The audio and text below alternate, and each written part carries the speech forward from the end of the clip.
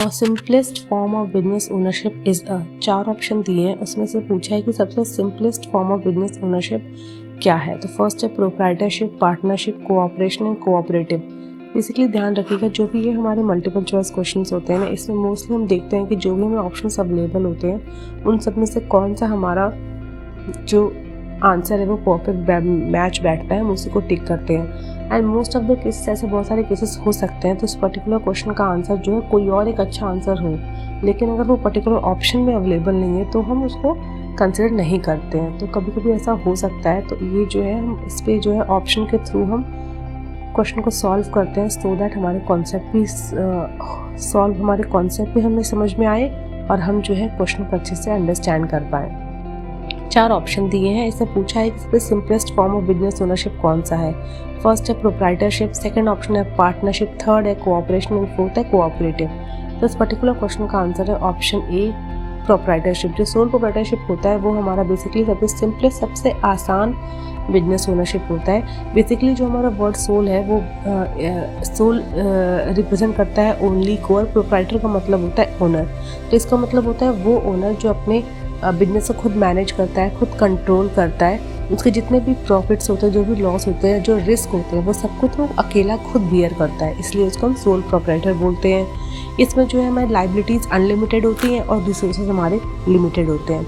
Sole proprietorship के जो हमारे फीचर्स हैं उसमें हमारा फॉर्मेशन एंड क्लोजर आता है, लाइबिलिटी हमारी अनलिमिटेड है, सोल पर्सन ही जिस रिस्क को बियर करता है, प्रॉफिट का भी वही रिसीव करता है, इसमें कोई भी सेपरेट आइडेंटिटी नहीं होती है, और हमारा इसमें बिजनेस कंटिन्यूटी जो थी वो लैक करती है। सोल प्रोप्राइटर के मेरिट क्या हो सकते हैं। फर्स्ट है क्विक डिसीजन मेकिंग। जब एक पर्सन अपने बिजनेस को ओन करता है, कंट्रोल करता है, तो डिसीजन लेना आसान होता है। अपने इन्फॉर्मेशन को मतलब अपनी इन्फॉर्मेशन को सीक्रेटली रख सकता है, उसकी इन्फॉर्मेशन पास नहीं हो सकती है। आपको इसमें डायरेक्ट इंसेंटिव आपको मिलता है, और जब आप कोई भी चीज़ अचीव करते हो, चाहे प्रॉफिट अचीव कर रहे हो, कोई भी माइलस्टोन अचीव कर रहे हो, तो उसमें आपको सेंस ऑफ अकम्प्लिशमेंट, यानी कि आपने कुछ अपनी लाइफ में कुछ जीता है, या अपने जो भी उसके जो फ्रूट जो होता है वो सारा आपको मिलता है। आपकी मेहनत का जो भी हार्डवर्क, जो भी प्रॉफिट है, वो सब आप उसके लिए रिस्पॉन्सिबल होते हो, ना कि कोई और। इसमें डीमेरिट्स भी हैं। डीमेरिट्स रिप्रेजेंट करते हैं कि इसमें जो है लिमिटेड रिसोर्सेज होते हैं, बिजनेस की लिमिटेड लाइफ होती है, क्योंकि अगर जो है पर्टिकुलर क्वेश्चन जो है, अगर पर्टिकुलर पर्सन है अपना बिजनेस देख रहा है, अगर उसकी डेथ हो जाती है तो उसके बाद वो पर्टिकुलर बिजनेस जो बंद हो जाता है, इसलिए वो लिमिटेड लाइफ है। उसके बाद इसमें अनलिमिटेड लाइबिलिटीज़ हैं कि अगर आपको नुकसान होगा तो आपको जो आप ही को पे करना है और कोई और इसमें रिस्पॉन्सिबल नहीं है। और इसमें क्या है कि एबिलिटी लिमिटेड है, बिकॉज एक पर्सन है, उसकी कैपेसिटी लिमिट हो सकती है कि वो कहाँ तक सोच सकता है। उसके पास जिस चीज़ की एक्सपर्टीज़ होगी वो उसी चीज़ में जो है अच्छा डिसीजन ले पाएगा, जिस चीज़ में उसको नॉलेज नहीं है वहाँ पे वो डिसीजन नहीं ले पाएगा।